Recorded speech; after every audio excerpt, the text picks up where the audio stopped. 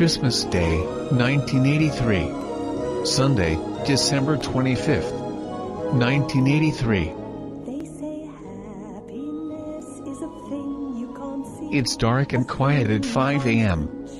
My dad's old alarm clock is ticking away in my ear. The glow-in-the-dark numbers read 5:02 now. I've sort of been awake since around 4:20 and just waiting until it actually turned 5 o'clock before I got up.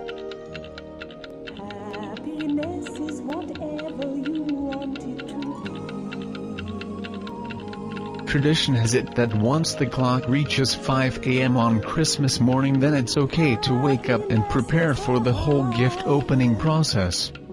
However, I have to wait until both of my sisters and brother-in-laws arrive before that can really happen. It's going to take a while for them to get here this year since the ice will slow them down considerably. Plus, Alan's tan Pinto needs to get warmed up, and that can be a lengthy process with temperatures being as painfully cold as they are.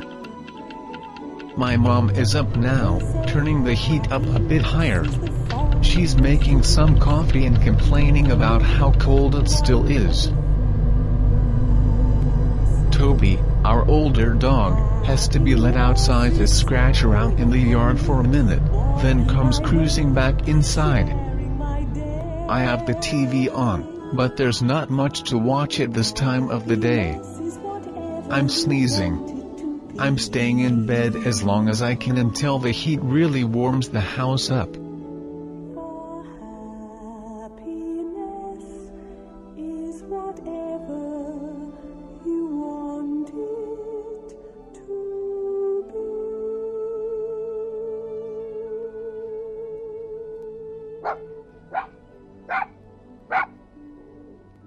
Oh, someone has already arrived.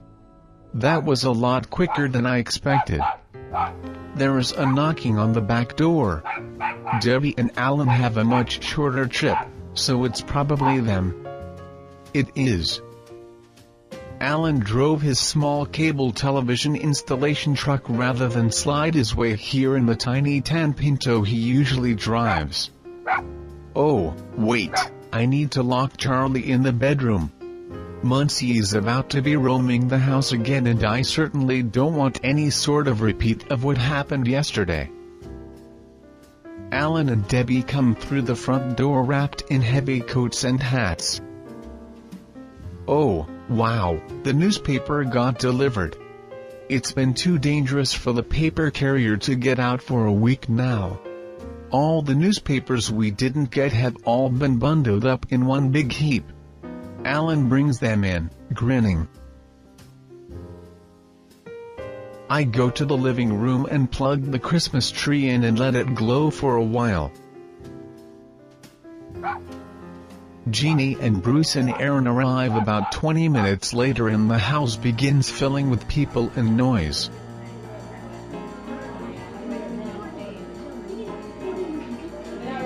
The next hour or so is kind of hectic and sort of chaotic. The family has settled into the living room around the tree, and the process of opening gifts has begun. Alan is handing out the gifts and everyone is taking turns opening them.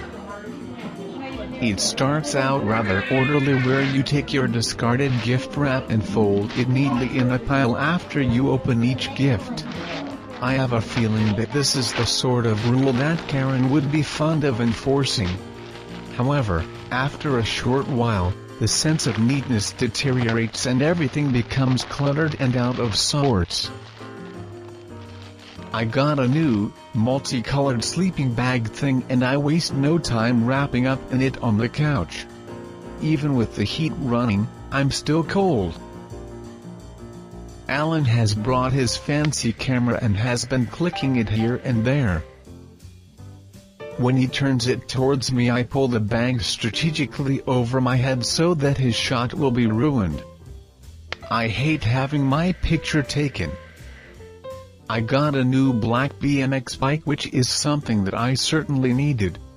I'll tell you all about the piece of junk I've been riding some other time. but suffice it to say that this BMX is a huge improvement. Also an improvement is the radio cassette recorder that I just unwrapped. My old recorder no longer recorded properly, and, after I had disassembled it a number of times, the fragile red and black wires had come undone. Alan turns the camera on Bruce, Jeannie and my nephew Aaron. They don't seem to mind. Actually, they don't even seem to notice. Jeannie is trying to open my nephew Aaron's gifts for him and make a big deal over what is found inside. He seems both happy and confused. But, then again, he's only about 9 months old. The living room is soon strewn with wads and piles of wrapping paper and empty boxes. No amount of discipline to keep things clean and in order can overcome simple laziness. The mountain of gifts beneath the tree has dwindled considerably, and only the bigger, more important ones remain. I've just opened my prized Atari 5200. I'm feeling very happy about it. Let me pull the rest of the wrapping paper off so you can get a good look. Would you just look at that box? This thing is huge. It even has a handle on the top to carry the box around. That's classy. Wow. Just wow. All these months of waiting and I finally have the machine I was hoping for. It's almost too much for me to absorb. If you'll excuse me, I'd like to just stare at it for a while.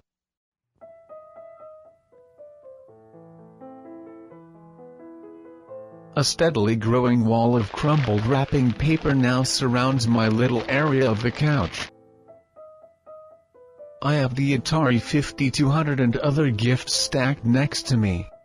Alan hands me another box. I have some idea what is in it, but I need to act surprised anyway. I peel the tape from the end of the box and undo the paper flap. I slip the paper down to reveal the graphics on the box underneath. Aha! The Intellivision. I was right in guessing the contents of the box that has been hiding near the piano. Toby Crow is not the only one with an Intellivision anymore. In fact, we'll be able to trade out games now where we couldn't before. I'll have at least one Intellivision trade connection. I also got a new Atari 2600. They are going pretty cheap these days, so Toby can get his machine back and I need never have to borrow it again. My turn will be coming up again soon, but I'm pretty anxious to start setting up my home video arcade as soon as possible at this point. As I'm flipping through a Dungeons & Dragons rulebook that I have been needing, Alan hands me a fairly large box. Underneath some colorful wrapping paper I find a Commodore VIC-20 computer. Whoa! You have got to be kidding me. This is fantastic. I wasn't fully expecting to get this at all. Terry had been talking about maybe getting one, but this wasn't even on my radar. See, I can do actual computer programming now. I can even make my own games. I can do things that mere mortals could never consider doing. I can make a Frankenstein,